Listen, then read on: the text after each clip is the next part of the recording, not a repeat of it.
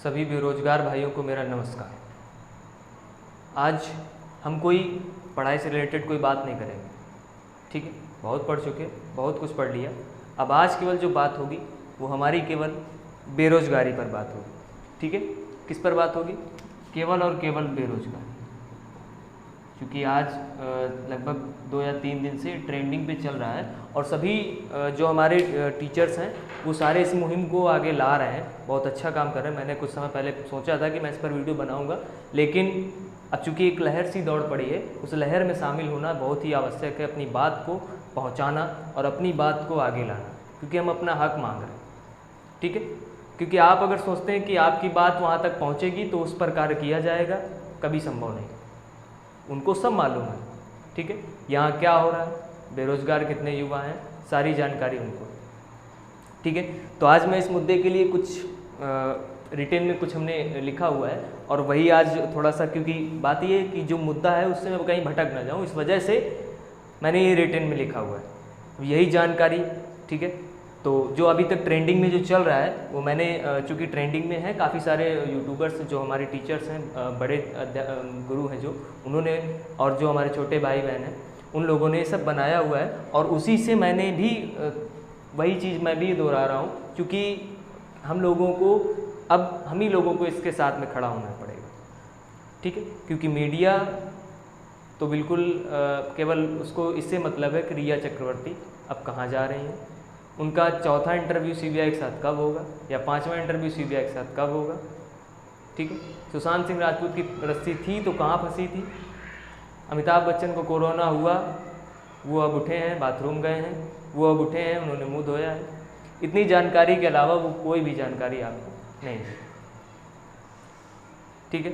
लेकिन अब चूँकि वैसे भी कहते हैं कि जो युवा है यहाँ का तो बहुत ही बेवकूफ़ी वाला काम कर रहा है, ये काम उसको नहीं करना चाहिए। क्यों? क्योंकि हमें क्या चाहिए था? मंदिर चाहिए था, मंदिर तो बन गया, बस अब वहाँ जाना है और हमको ठेला लगाना है, पकौड़े बेचना है। आत्मनिर्भर भारत की जो मुहिम है वो हमको चलानी, बात तो सही, करना चाहिए। मंदिर मिलना था, मंदिर बन गया।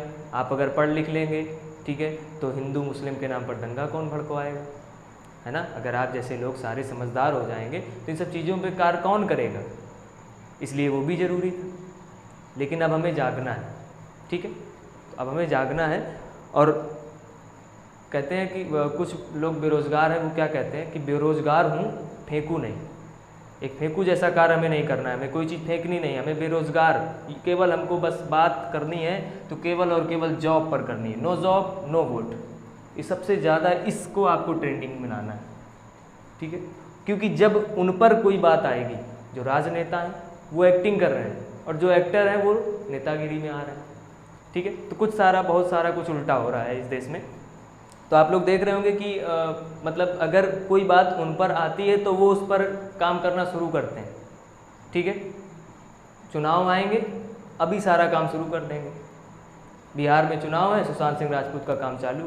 मैं किसी एक पार्टी की बात नहीं कर रहा, क्योंकि कोई भी पार्टी, कांग्रेस गई, कुछ उसमें कमियां होंगी तब बीजेपी आई, ये जाएगी, कुछ अब इसमें कोई में कमियां होंगी, दूसरी कोई आएगी, दूसरी जाएगी, तीसरी, वो तो आती रहती है। हमें किससे मतलब है? मैं आज केवल जो बात करने जा रहा हूँ केवल और केवल बेरोजगारी पर, ठीक है।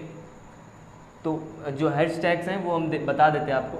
Boycott media, boycott media, media का हमको बाइकआउट करना है, हमें मीडिया से रिलेटेड कोई भी चीज़ नहीं देख रही, ठीक है। क्योंकि मीडिया में कुछ ही पत्रकार ऐसे बचे होंगे जो हमें सत्य की राह दिखाते हैं। मुश्किल से मैं 0.5% भी कहूँ तो कुछ गलत नहीं, क्योंकि 99.5% जो हैं वो सारे भ्रष्ट हो चुके हैं। वो केवल और केवल, वैसे तो माना जाता है चौथा खंभा माना जाता है, चौथा स्तंभ माना जाता है, ठीक है, देश की अर्थव्यवस्था का संभालने का चौथा स्तंभ माना जाता है। लेकिन उस चौथे स्तंभ को वो लकड़ी का है, उसको पॉलिटिक्स रूपी, या हम बोल दें जो राजनीति रूपी दीमक ने उसको खोखला कर दिया। अब वो गिरने की कगार पर पहुंच गए, तो हम उस पर भी भरोसा नहीं कर सकते। आप किसी भी एंकर को ले लो, वो कभी बेरोजगारी पर बात नहीं करता। चाहे आप अंजनाराम कश्यप को ले लो, आज तक से, एबीपी न्यूज़ से ले लो, सुभाना को ले लो, किसी को भी ले लो आप, ठीक है, एक आध की मैं बात नहीं करता। रवीश कुमार जी ने भी ये मुद्दा उठाया था कुछ दिन पहले, तो अगर उन तक भी मेरी बात पहुंचेगी तो जाहिर सी बात है वो हमको सपोर्ट अवश्य करेंगे। ठीक, मैं एक बहुत ही आवश्यक जानकारी आपको बताना चाहता हूँ कि ये वीडियो मैंने इसलिए बनाया कि कल 1 सितंबर को सुबह 11 बजे एक मुहिम हमारे टीचर्स और स्टूडेंट्स के द्वारा ये मुहिम जारी की जा रही है। ठीक है, इसमें हमें कुछ नहीं करना है, केवल ये ध्यान देना है कि हमें उस पर ट्विटर पे, ठीक है, ये हैशटैग्स हमें अपनाने ट्विटर पे, और सबसे ज़्यादा जो ट्रेंडिंग पे देना है वो नो जॉब नो वोट का देना। तो दोस्तों सभी से मेरा अनुरोध है कि कल का जो ये समय है 1 सितंबर 11 बजे का, 11 AM, ठीक है, सुबह का, वो हमें याद रखना है। ठीक है, क्योंकि हमें सपोर्ट चाहिए इस चीज़ के लिए, आपके लिए। ठीक है, क्योंकि हम जो अपना क्राइटेरिया है वो हम चुन चुके हैं, अपना एरिया हमने चूज कर लिया है कि हमें इस क्षेत्र पर जाना है, लेकिन आपके लिए हम ये कदम उठा रहे हैं, तो आपको भी ये कदम उठाना पड़ेगा कि आपको 11 बजे ट्विटर पे जाना है और ट्विटर पर बस यही जो हमने हैशटैग दिए हैं, बस ये आपको ट्रेंड में, सबसे ज़्यादा जो ट्रेंड पे लाना है वो लाना है नो जॉब नो वोट। अगर आप उनकी बात करते हैं, अगर ये बात उन पर पहुँचेगी कि अगर आप हमें जॉब नहीं देंगे, मैं आपको वोट नहीं दूंगा, तो उनके कान में जूं, है ना, एक सुना होगा कान में जूं रेंगना मुहावरा, तब उनके कान में जूं रेंगेगा। ठीक है, तो हमें उन पर बात पहुंचानी कि नो जॉब नो वोट, इसको हमें सबसे ऊपर रखना है। ठीक, हम बात कर रहे थे बायकॉट मीडिया पर। मीडिया में क्या है, आजकल आप लोग देख रहे होंगे, उनको केवल मसाला चाहिए, ठीक है, उनकी टीआरपी बढ़ाने के लिए। अब उनकी टीआरपी हम ही गिराएंगे, दूसरा कोई व्यक्ति ऐसा नहीं होगा जो टीआरपी गिराएगा, केवल हमें उनकी टीआरपी डाउन करनी है। वो कैसे डाउन करनी है, वो हमारा देश का युवा डाउन करेगा इस बेरोजगारी की बात पर। क्यों? क्योंकि क्यों नहीं करते हैं वो हमारी इस बेरोजगारी पर चर्चा, क्यों नहीं होती है इस पर चर्चा? कोई भी पत्रकार हो, कोई भी टीवी चैनल हो, इस पर चर्चा नहीं करता है, इसलिए हमें केवल इस पर ध्यान देना है। ठीक है, इन सारे हैशटैग्स पर ध्यान देना है। और आपको जानकारी के लिए मैं बता दूं, आपको पता भी होगा कि जो आपकी आरआरबी और एनटीपीसी ग्रुप डी, एक ग्रुप डी के लिए एक अच्छा खासा पढ़ा हुआ बच्चा, ठीक है, ग्रुप डी में अप्लाई करता है, वो भी एक नहीं 2.5 करोड़ बच्चे। कितने? 2.5 करोड़ बच्चों ने इस ग्रुप डी के लिए, रेलवे के लिए फॉर्म भरा था। अब समझिए, अगर आपको अपनी जो एजुकेशन है, स्किल है, उसके अगर मतलब पैरेलल है ना, अगर कोई जॉब नहीं मिलती है तो उसको हम जॉब नहीं मानते। ठीक है, अगर हमने अच्छी मेहनत की है, कहीं चपरासी जॉब मिल गई, क्या मिला? कुछ नहीं, धिक्कार है ऐसी जिंदगी पर। ठीक है, अब समझिए कि 30,000 वैकेंसी, 40,000 वैकेंसी पर 2.5 करोड़ बच्चा फॉर्म डाल रहा है। और ऐसा नहीं, आप बोलते हैं 500 फीस दीजिए, मैं 400 आपको वापस करूंगा। ठीक है, कब दूंगा? परीक्षा होने के बाद।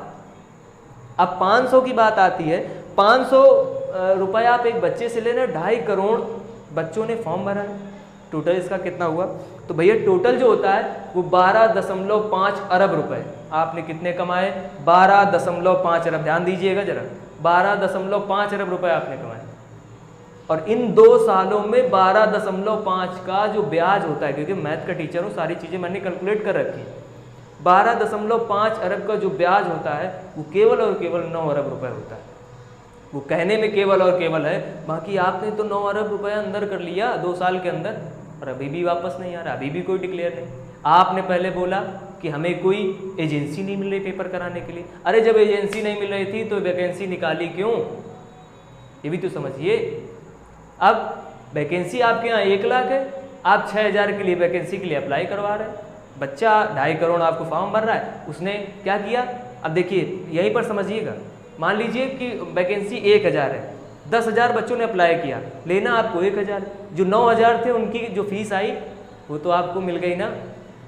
अब आपके पास वैकेंसी से 1 लाख हैं, अब आप उसी को 10-10 हज़ार करके कितने बार? 100 बार पेश करेंगे। ये समझने वाली बातें, ठीक है। तब हमको मन की बात नहीं चाहिए, अब हम करेंगे केवल और केवल रोजगार की बात, ठीक है।